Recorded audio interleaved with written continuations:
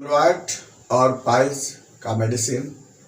My self doctor Deepak Singh, allied science specialist. आज हम लोग पाइल्स का मेडिसिन के बारे में बात कर रहे हैं, कैसे इसको हम इलाज करते हैं। पिछले वीडियो में बताए थे हम कि पाइल्स क्यों होता है, कैसे होता है। बस थोड़ा सा रिव्यू कर देते हैं आपको हम। जैसा कि आप जानते होंगे, ब्लड वेसल्स हमारे बॉडी में आर्टरी, कैपिलरी और वेन तीन तरह के होते हैं। वेन का काम होता है ब्लड को रिटर्न हार्ट तक लेके जाना। यहाँ पर जो रेक्टम में भी वेन होता है, लेकिन इसका ब्लड हार्ट में नहीं जा करके लीवर में जाता है पोर्टल वेन के थ्रू। खैर वो तो बात है इसमें, लेकिन ये जो वेन है ना, रेक्टम का वेन, यह वेन परमानेंट डायलेट कर जाता है। तो परमानेंट डायलेट करने को ही हम बोलते हैं क्या, हेमरॉयड कहते हैं। यानी कि जो इसका जो रेक्टम का वेन डायलेट करने को हेमरॉयड बोलते हैं। और यह फिर क्या होता है ना कि प्रोट्यूज कर जाता है, नीचे की तरफ आ जाता है, या फिर पाइल्स बन गया ये फिर।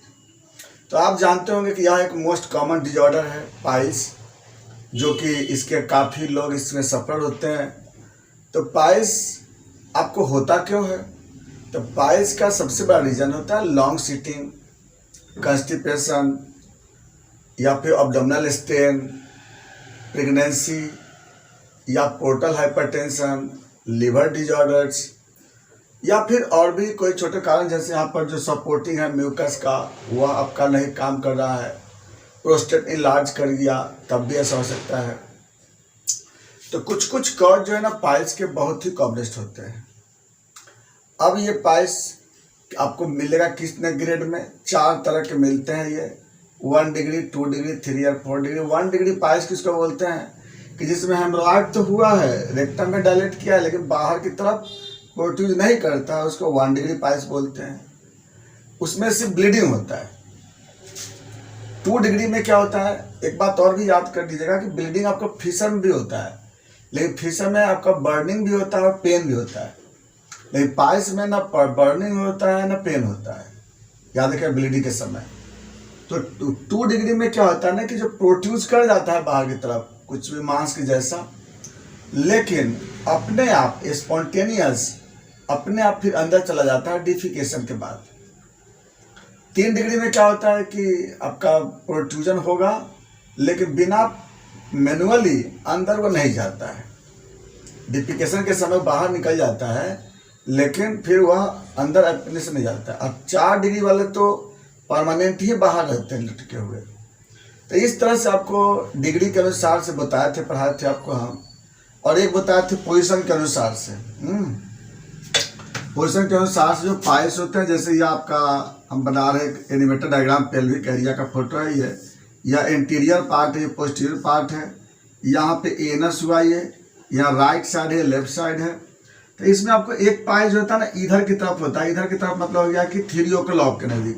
ये मैंने घड़ी के अनुसार हम लोग पोजीशन को बनाते हैं ये। तो एक आपको पाइल्स यहाँ मिल सकते हैं 3 o'clock में, एक पाइल्स आपको यहाँ मिल सकता है 7 o'clock में, है ना, एक पाइल्स आपको यहाँ मिल सकता है 11 o'clock में।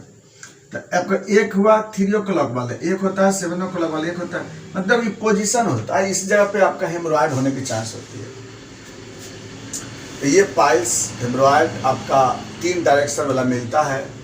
हाँ, ये अलग है कि जैसे मेल में है तो 3 o'clock वाला ज़्यादा मिलते हैं, जैसे कि फीमेल में 7 o'clock वाला ज़्यादा मिलता है, बच्चों में 11 o'clock ज़्यादा मिलता है। ये थोड़ा सा क्या है ना कि ये कॉमन थोड़ा बताया गया, जो कि पॉजिटिव एजेंट के अनुसार से, कुछ फैक्टर के अनुसार से।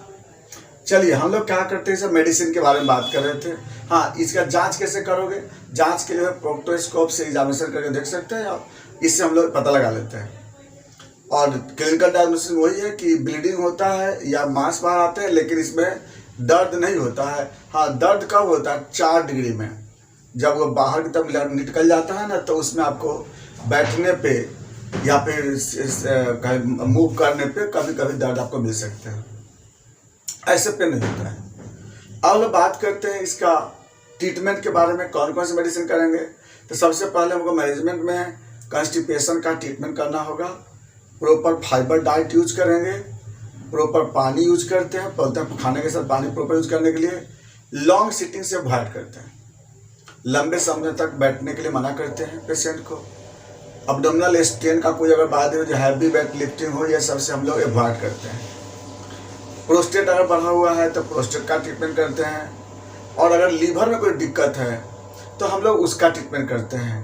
तो देखिए पहला क्या है ना कि हमको ये भी ध्यान देना चाहिए हुआ क्यों है, बहुत लोग फेल्योर क्यों होते हैं पाइल्स में, क्योंकि वह कॉज पे ध्यान नहीं देते, सिर्फ जो है दवा स्टार्ट कर दिए हैं और उसके बाद कॉज पे ध्यान नहीं देते हैं, ये दिक्कत होती है। और जैसे मान लीजिए सबसे पहले जो हम मेडिसिन इसमें देते हैं वह है अस्कुलस हिप। अस्कुलस हिप कब देते हैं, जैसे ब्लीडिंग हो रहा है, अब बहुत ज़्यादा ब्लीडिंग होते रहता है पैखाना करते समय, और कोई दर्द नहीं होता वहाँ पे, और पैखाना करते समय कुछ भी मांस बाहर की तरफ आ जाता है, तब उस समय हम लोग अस्कुलस हिप चलाते हैं, है ना।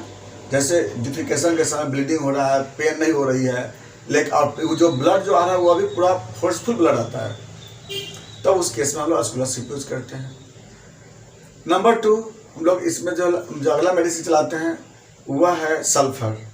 सल्फर हम लोग कब देते हैं, जैसे कि आपका ज़्यादातर पेशेंट आपका इसमें ब्लीडिंग का बोल रहा हो, ब्लीडिंग के साथ साथ कॉन्स्टिपेशन ही बोल रहा होगा पेशेंट, तब उस केस में सल्फर यूज करते हैं। ऐसे सल्फर बेस्ट मेडिसिन है, इसको हम लोग कंटिन्यू अगर मॉर्निंग के समय 30 पावर में देते हैं तो यह अच्छा काम करता है ये।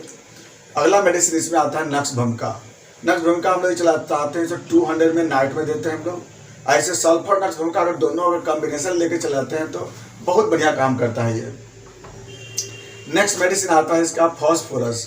फॉस्फोरस हम लोग क्या करते हैं कि वीकली हाई पावर में 1 m में इस पेशेंट को हम लोग 1-2 जगह चलाते हैं। इसका अगला मेडिसिन आता है एसिड नाइट्रिक। एसिड नाइट्रिक चलाते हैं कब, जैसे कि ज़्यादातर अगर बाय 11 o'clock की तरफ है बच्चों के केस में, तो वहाँ पर एसिड नाइट्रिक मेडिसिन हम लोग देते हैं। एसिड नाइट्रिक हम लोग इसमें 30 पावर में हम लोग चलाते हैं, दिन भर में 3 बार। ये बहुत अच्छा काम करता है मेडिसिन। उसका अगला मेडिसिन आता है रेटाइना। इसमें ये कब देते हैं, जैसे 7 o'clock की तरफ अगर है बाय द वे, उस केस में हम लोग रेटाइना मेडिसिन को यूज करते हैं। ये भी आपका बहुत बेस्ट काम करता है। इसका अगला मेडिसिन आता है मेलिफोलियम। अगर बाय द ब्लीडिंग अगर हो रहा है कंटिन्यू, ब्लीडिंग कंट्रोल नहीं हो पाता है, तब हम लोग यहाँ पर मेलिफोलियम यूज करते हैं। अगला आता है हेमामिलिस। यह भी हम लोग ब्लीडिंग को कंट्रोल करने के लिए देते हैं। अगर मेलिफोलियम से नहीं हो पाता है तो हम लोग हेमामिलिस यूज करते हैं, वहाँ पे बहुत बेस्ट काम करता है। इससे भी आपका पाइल्स पे बहुत राहत मिलता है और पेशेंट बहुत सारे इसमें ठीक हो जाते हैं। अगला मेडिसिन आता है इसका थूजा। थूजा कब यूज करते हैं, जब चोट 4 डिग्री पाइल जब होता है ना, जब बाहर की तरफ हो जाता है तो उसके वजह से हम लोग थूजा यूज करते हैं। इसका अगला मेडिसिन आता है अर्निका। अर्निका तब देते हैं जब थ्रोम्बस बन जाता है ना, जब प्रोक्टोस्कोप से देखने पे जब देखते हैं बाद थ्रोम्बस बन गया तो हम लोग यहाँ पे अर्निका यूज करते हैं। देखिए मेडिसिन तो बहुत सारे मिले आपको, ऐसे बहुत सारे मेडिसिन है, इसीलिए हम इसमें क्या होता है कि एक तरह का मेडिसिन हम लोग यूज नहीं करते हैं। पहले हम लोग पेशेंट का कंडीशन देखते हैं, पेशेंट के बारे में पूछते हैं कि किस डायरेक्शन में कैसा पाइल्स है, किस डिग्री का है, ब्लीडिंग कैसा हो रहा है, मांस कैसा बाहर है, उसमें मेडिसिन का सिलेक्शन होता है इसमें, तब पेशेंट ठीक होता है इसमें पाइल्स का।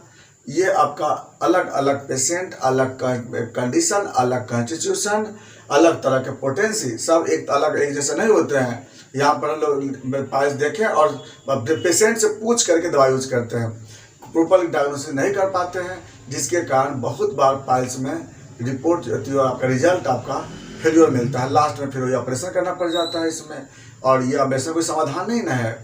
और डायलेट किया है उसको फिर नॉर्मल कर देना है, वो अपने फिर नॉर्मल हो जाता है। तो ये था आपका पाइल्स का मेडिसिन। हम लोग बाकी बातें चलेंगे फिर नेक्स्ट वीडियो में। Thanks for watching.